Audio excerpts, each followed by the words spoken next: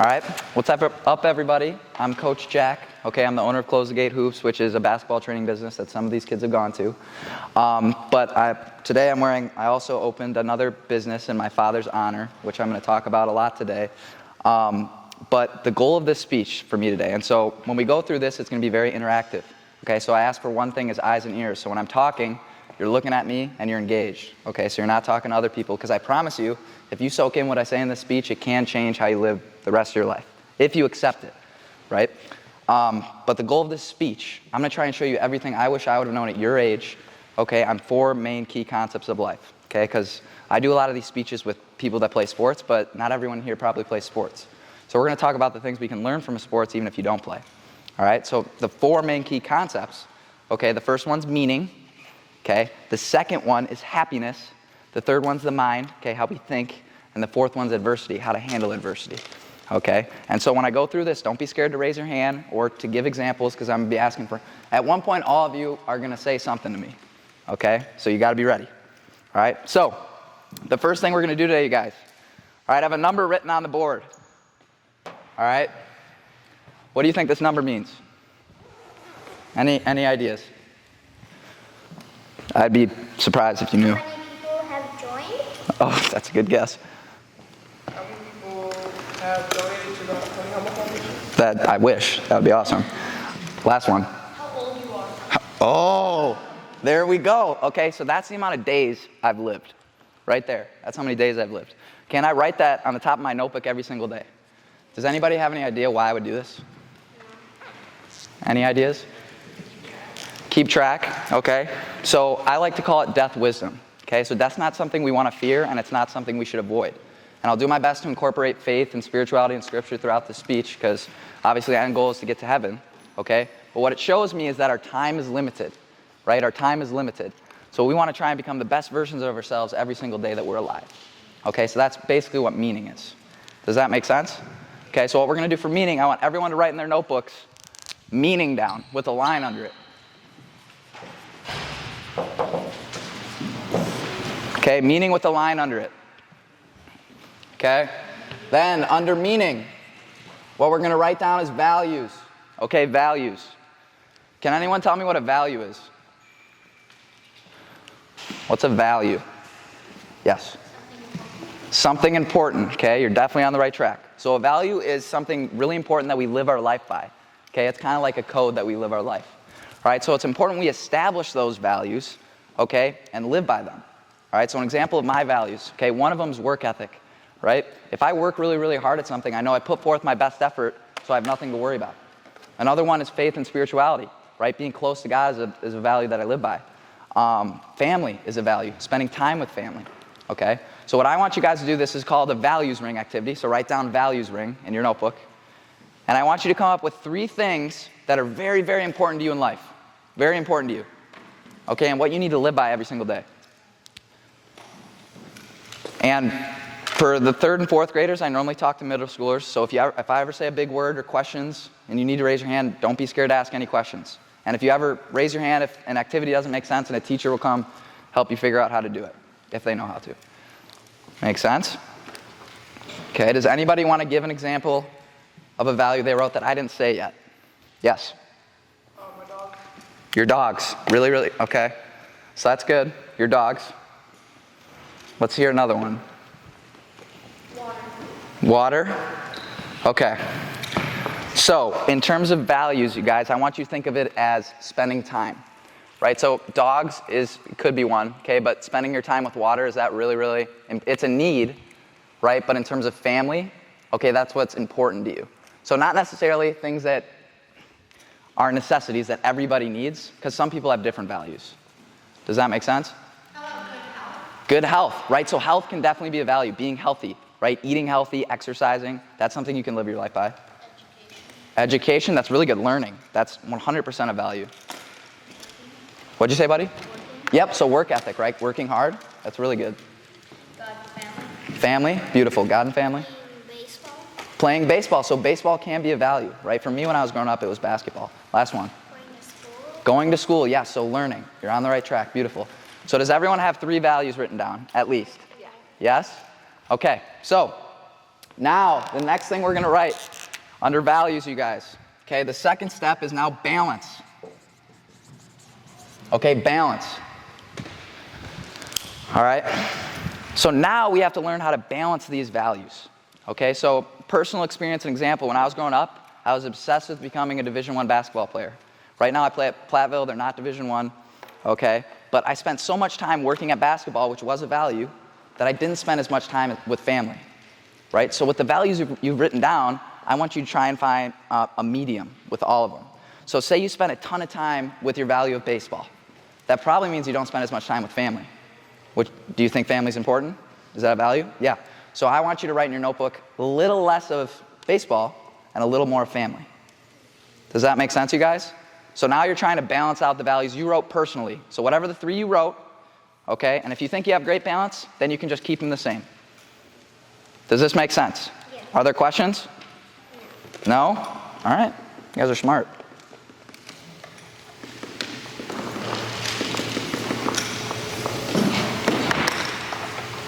What do you have, Gabby?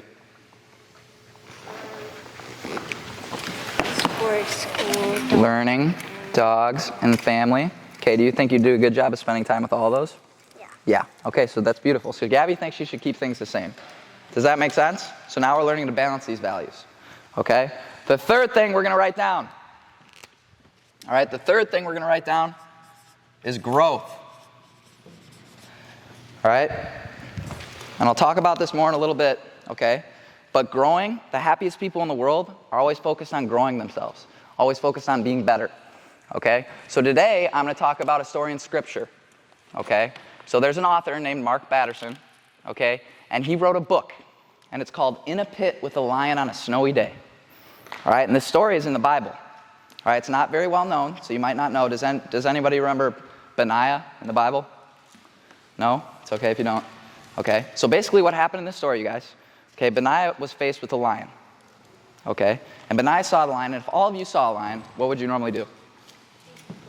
You would run the other way, right? So this lion represents fear, or our uncomfortable feeling that we feel, right? So instead of Benaiah running away, he ran towards the lion, and not only did he run towards the lion, he jumped in a pit with the lion, and he ended up being the only one that came out. Right? So this is an example, a metaphor for chasing lions in our life, and that's how we grow.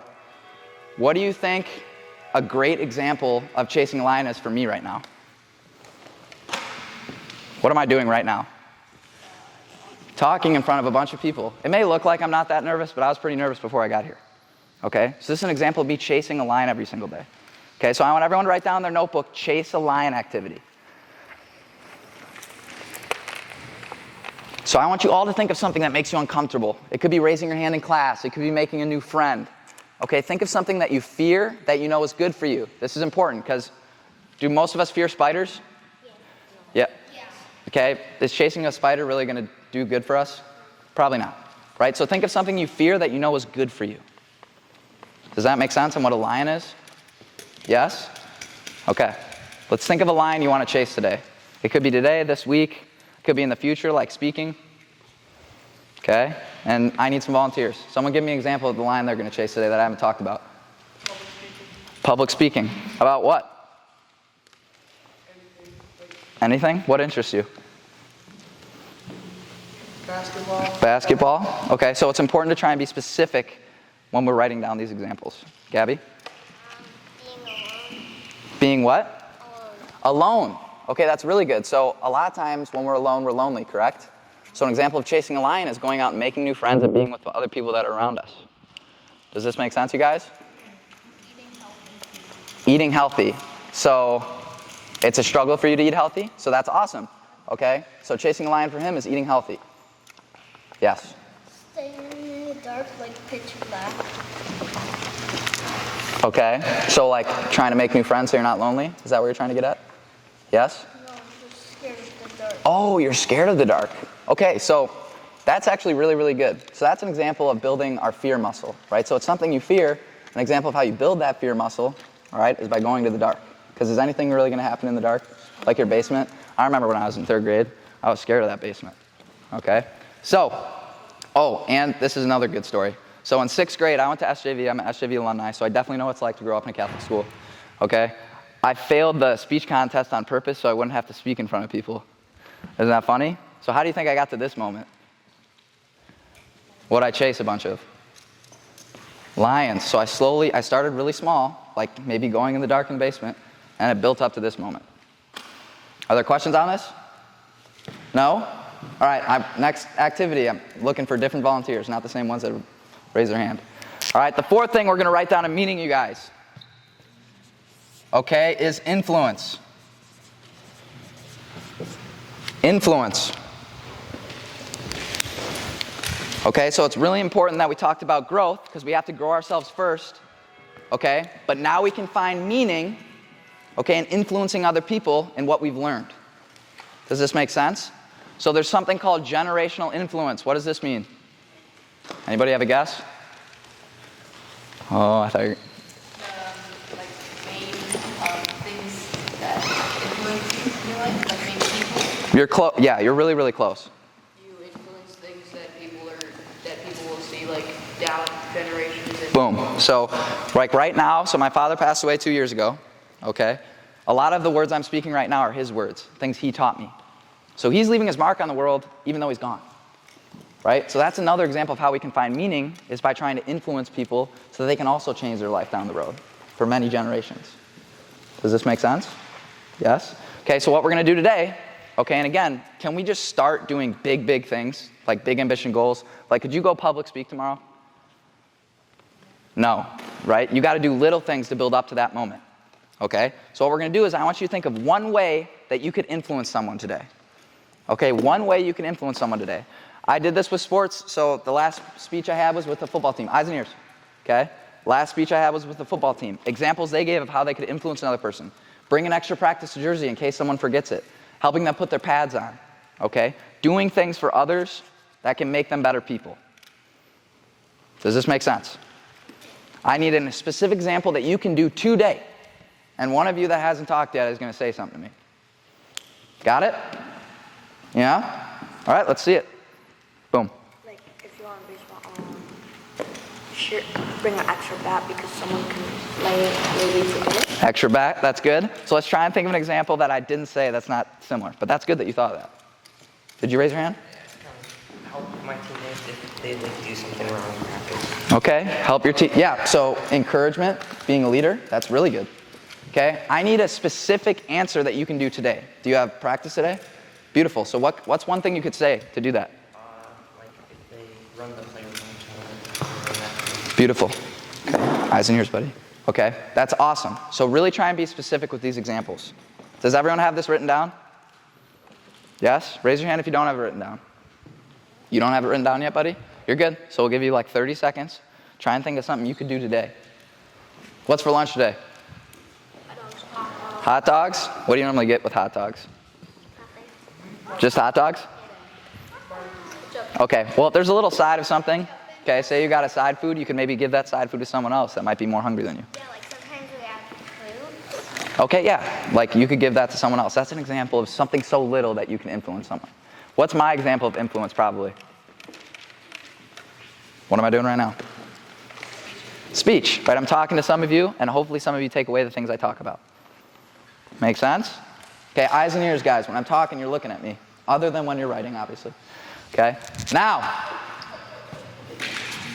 what we're going to go to.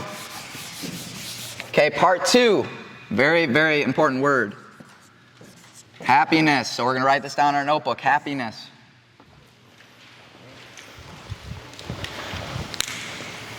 Okay, can anyone tell me what happiness means? It's a hard thing to describe, isn't it? Enjoying what you do. That's a really good description. So enjoying what you do. It's very strong and feeling that makes you feel very good. There you go. Feel good. So I'll put it in quotation marks. Happiness is that long-lasting feel good. Okay, we don't want the short-lasting feel good. Okay, that's the difference between happiness and pleasure. Eating a full box of Oreos is an example of pleasure. Right? In the moment, it feels great. In 30 minutes, you'll probably be on the toilet and not feeling too good about yourself. Right? Okay? So that's what we're going to work on today is something called that long-lasting feel-good of happiness. Okay? What's important to understand, so when I'm talking, I'm not doing an activity right now, so you're looking at me. You're not drawing on, everyone put their stuff down. They're notebooks and pencils, so they're not playing with it. Okay? So there's 3 things before I start teaching you the steps, okay, to understand about happiness. First, every action we take is looking for happiness. So do you think it's important we learn how to cultivate it and get more of it? Yes. So when we work hard at a sport, we're trying to achieve something because we think it will make us what? Happy. So every action we take, every little action in your life is looking for that happiness, that feel-good, long-lasting feeling. Does this make sense? The second thing, and we're going to write this down so you can't pick up your notebooks now, okay, is, there we go. Okay? Happiness before success. Happiness before, underline before success. Okay, and success can mean a lot of things. I'm going to explain that once you guys are done writing this down. Many people have this equation flipped. So eyes and ears once you're done writing. Okay, many people have this equation flipped. So they think, you girls are good, keep writing until you got it. Can everyone see the whiteboard okay? Big enough, letters? Okay. So many people think that success comes first and then happiness follows. Okay, they think once I accomplish this, then I'll be happy. Once I get this new toy, then I'll be happy. Once I do this, then I'll be happy. When in reality, we need to focus on happiness first, and then everything else around us, right, will elevate. Does that make sense, how that works? So we want to focus on happy first, success will follow. Not success first, and then happy will follow. Make sense? So, the second thing we're going to write down is called the happiness baseline. Happiness baseline. Okay, so does anybody want to even try and guess what this means? Where you're happy. You're very close. Last guess. How to be happy? Well, yes, I'm going to teach you the process of that. Okay, so the happiness baseline, it's scientifically proven. Eyes and ears. No matter what happens outside of you, you're always going to come back to this internal baseline inside you of happiness. So that means even if you win the lottery, you might be really, really, really happy for 3 to 6 months. But your mind and body get used to its environment. So eventually it's going to come back down to that happiness baseline. So do you think we should focus on things outside of us to make us happy? Or should we raise that happiness baseline? The baseline, right? Because then you can be happy with no matter what happens outside of you, right? Because it's inside of you. That's all you have. Does this make sense on how the visual works? So right over here, and I'll tell you when you're coming up, but this represents the happiness baseline. So an example, if you won the lottery, in 3 months you'll feel like that. 6 months, you're back to this baseline. Okay, so today what we're going to do is I'm going to teach you how to raise that baseline. Are there any questions on this? No. Okay, so the first activity we're going to do with the happiness baseline, okay, is called happiness fade. So what does fade mean? Does anyone know? It goes a what? Away. It goes away over time. Okay? So what I want you to do for this activity, I want you to think of something in your past, all right, that you thought once you got that, you're going to be happy for the rest of your life. And then after a little while, it went away, and you went back to your normal self. That's a perfect example of how we come back to that happiness baseline. For me, okay, when I was growing up, my dad was in a band. So when I was 10 years old, I really, really wanted a guitar. I talked about it for like 3 months. Once I got the guitar, that day I was really happy. I never used it after that day in my life. Right? So that's an example of how it faded after the first day, that happiness feeling. Does that make sense? So I need everyone to think of a specific example in their life to them. Like getting like a Minecraft plushie that I wanted, but like, and I wanted 2 of them, but then my mom gave me one, and then after 1 day, I was like not obsessed with that. Okay, so once he got this Minecraft part, I'm not a huge Minecraft guy, so I don't know exactly how it works. But, yes, okay, so he got something in this Minecraft game, okay, and then after you got it, it went away, right, that feeling of happiness? Yes, correct. Beautiful. Okay, another specific example. Someone I haven't heard from today. One time I got a new toy, and I was really happy that one for me to go play with it and stuff. But then the more I had it, the more my happiness went back to the baseline. That is awesome. That's perfect right there. Great demonstration. Anybody else? When I got a new game, just a couple of days later I didn't use it because the baseline just went back. That's beautiful. Man, you guys are catching on to this quick. Okay, another thing. So once you're done writing stuff down, stop playing with your paper because I can hear some of you playing with your paper. All right, now, there's 7 steps to increasing your happiness baseline. The first one we're going to write, gratefulness.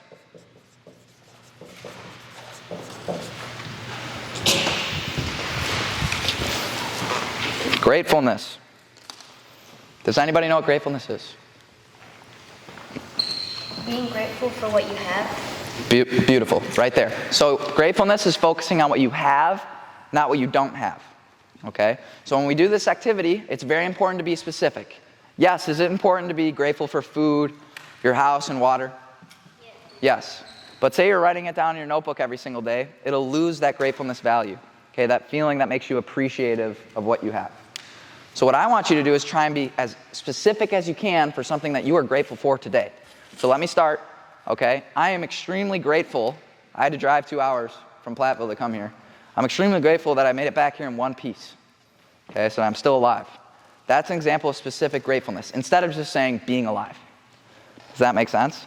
So I'm glad that I didn't get in a crash while I was on my way here.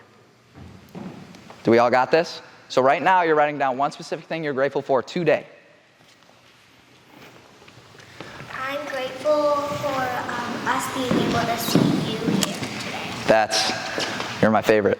But that's an awesome example, okay? The opportunity to learn, okay? Any others? Someone that hasn't gone? Nope, sorry, buddy. You're doing a great job. Keep raising your hand, though. Someone else? My family. Your family? So what parts of your family? So this is where we need to get specific. My mom and my dad. What do they do for you? They take care of me. They take care of you? How do they take care of you? Freeze. Eyes and ears. When someone else is talking, what do? Do we pay attention? Yes. Sorry, say what you said again. Put them to sleep my head and food and water and stuff. So providing you with things that you need, right? That's awesome. So that's how we can get more specific. So ask yourself questions, what does it actually pertain to me? Does this make sense? Now we're doing 2 activities for this. So actually, what's your name in the back? Danielle? Beautiful. Can you come up for me? So I'm going to ask a volunteer for each one. So what I need you to do, there's a red marker and a blue marker right there. I want you to raise the happiness baseline just a little bit. Does that make sense? Mm-hmm. So you'll erase that red line. So everyone watch. So we're going to slowly raise our happiness baseline as we do these activities to show you how this would work. Okay? So while Danielle does that, I'm going to explain the next activity. So eyes and ears on me. Okay? Complaining. Can anybody tell me what complaining is? Being ungrateful. Being ungrateful, yes. So it's the complete root opposite of gratefulness. It's focusing on the things you don't have. You talk about the things that didn't go your way. It's not the way you want it to be. Secrets at complaining. Nobody cares and it gets nothing accomplished and you just annoy the other person. Okay, thank you. Okay, so do you think it's good when we complain? No, it takes away from our gratefulness. We don't want that. Right? That lowers our happiness baseline. Okay? There's no way none of you have complained yet today. So I want a specific example from your day-to-day that you already complained about. Okay? So for me, I'll use this again. I had to drive 2 hours to get here. Not a huge fan of driving. So what I'm going to do is I'm going to mark my arm. So once you write down what you've complained about, okay, I want you to do tallies on your arm. Okay, why do you think I would do this?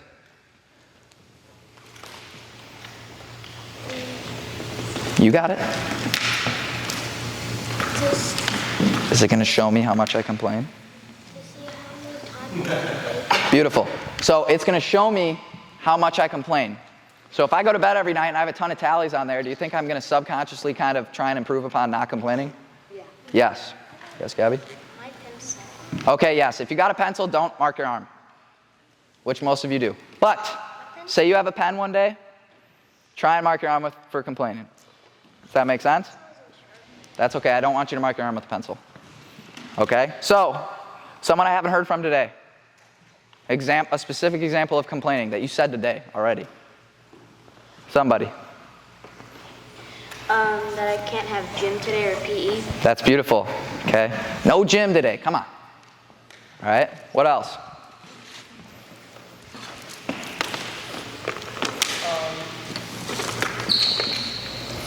We're probably gonna have homework. What'd you say, buddy? We're probably gonna have homework. We're going to have homework. Okay, that sucks. One more. Waking up. Waking up? Yeah. Like early? Yeah. Okay, so waking up too early. Last one. I was gonna say the same thing. Okay. I need to sharpen my pencil. Oh, you need to sharpen your pencil? Okay, go grab one from a teacher. Last one.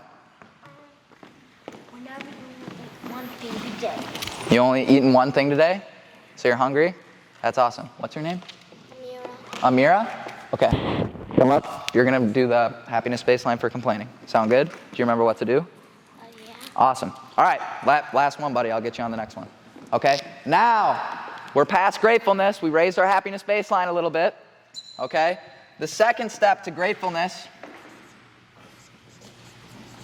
this is a big word. Okay, so younger kids, ask questions. Detachment. Detachment. Very big word. Let's write this in our notebooks.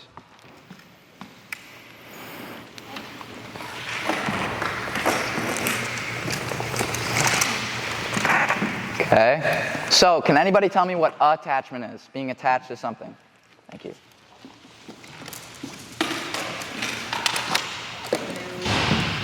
Or it's like everything in, like, my brother is very attached to his dog, so. Okay. Never leaves his side. That's good. So I'm going to describe attachment in terms of things we can't control. Okay, so for example, when someone works really, really hard towards a goal, they're very attached to that outcome. Okay, but can you control performances and outcomes? Yes or no? Yes. No. Okay, if I could control outcomes and I'm a basketball player, would I make every shot in basketball? Yeah, it'd be pretty nice, but that's not how it works. Okay, so if we learn to detach from things we cannot control, okay, we're going to feel a lot better about things. All right, you guys are a lot younger than I thought. Does anybody in here know who Mike Tyson is? Oh, okay, decent. Who's Mike Tyson?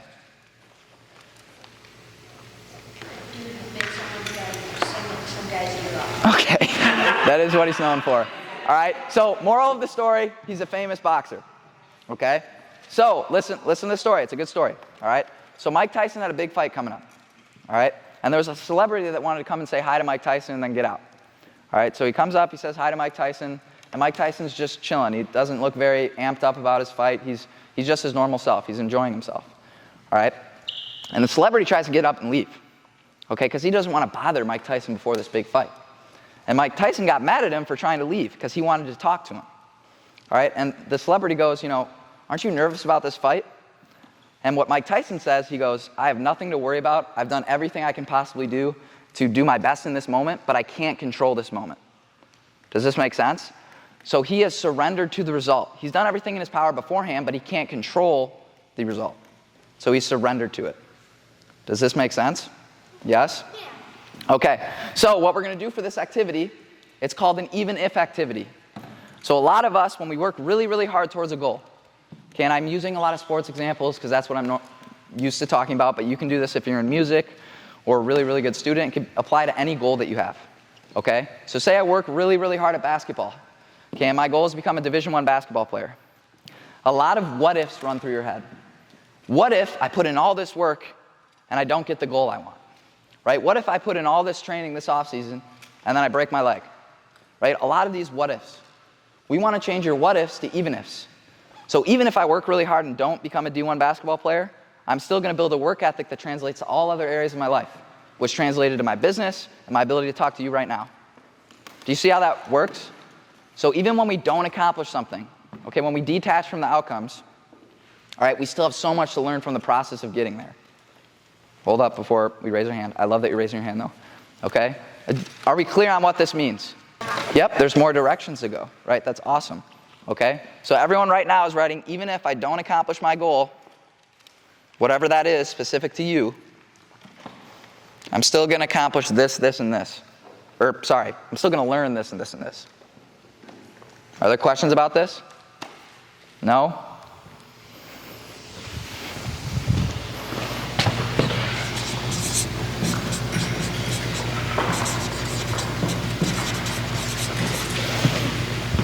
Give me some examples. Let's hear something that I haven't said. Anybody? Who's got a goal in here? Everybody should have their hand. I'm sure all of you have goals, right? So everybody should have an answer right now. Okay? Do we have the even if activity? Yes? Or are you still working on it? Did you have it written down?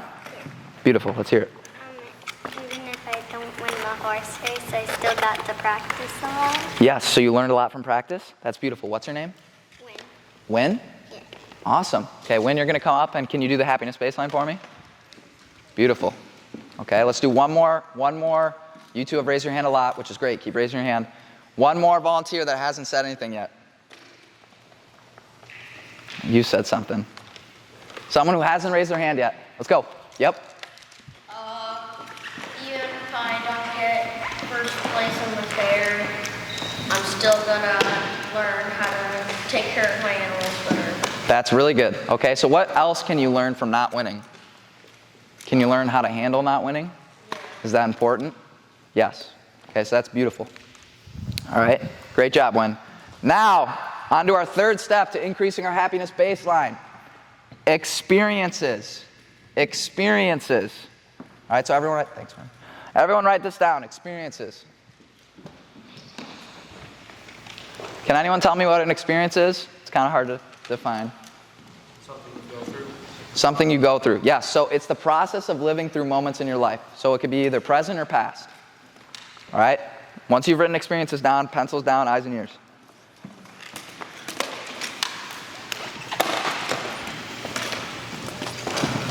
Okay, everybody good? They got that written down?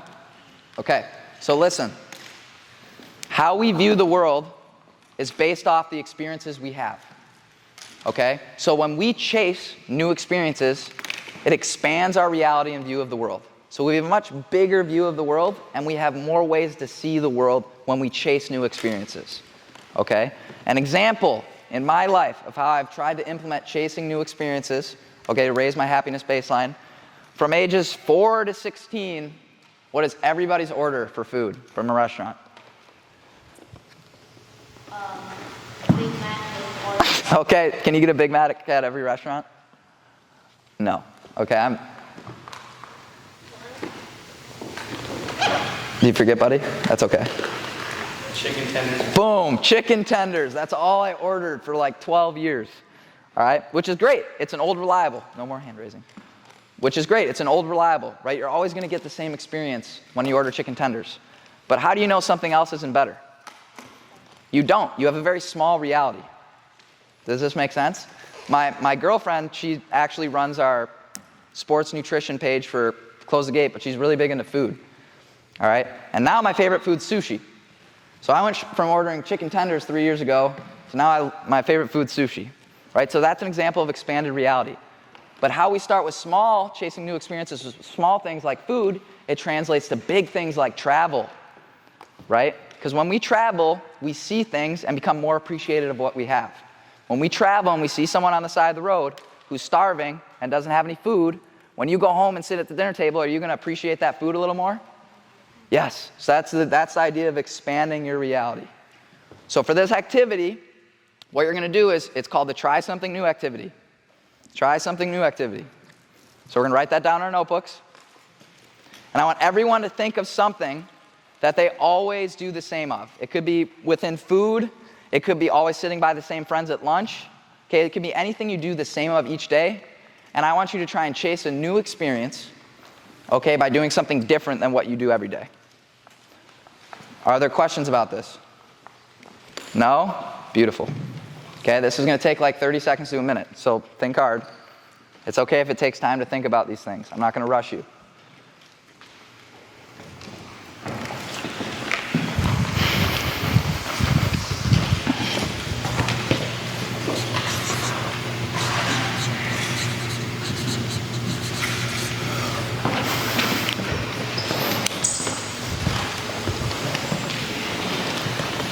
Anybody want to give examples?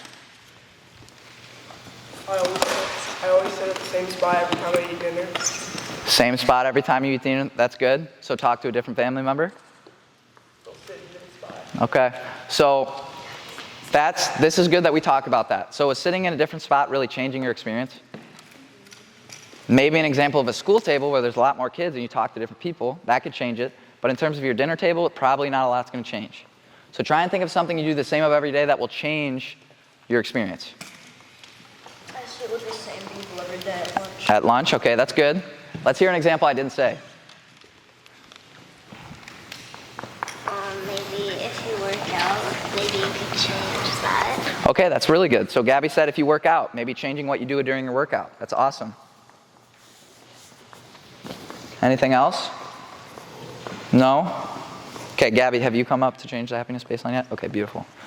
Thanks, Gabby. Does everybody have something written down at least for experiences? Yes? Okay, I gotta go. We're already a little behind. All right, so the fourth thing we're gonna write down, kids, is learning. And I apologize for my handwriting. It's normally a lot better. It's hard to draw on a whiteboard. So next time you see your teacher, give them props if they have good handwriting on a whiteboard. All right, so write down learning, right? Learning. Learning's not fun. Okay, well, I'm going to make it fun. All right, so I need 5 volunteers to come up. 1. Who hasn't done you? Boom. You, buddy, and you. Say 5 volunteers. Let's go. Come up. It's not a huge deal who goes and who doesn't. Okay? So come on. Stand in front of this a water bottle and a cup. Spread out a little. Facing the school. Beautiful. Okay? So I want maybe spread them out a little bit so you have room. Okay? So, and scoot in so he has room. There we go. Beautiful. Okay? So what's going to happen? I want all of you to open up your water bottle. When I say go, you can pour at any speed you want into this cup. But you cannot stop pouring until I say to stop. Does this make sense? So you can't stop until I say stop. Do we got this? Yeah? Ready? Go.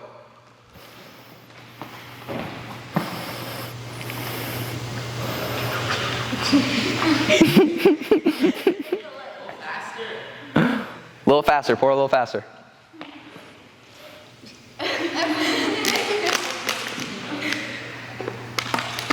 You guys are doing good. Some of you are pretty slow.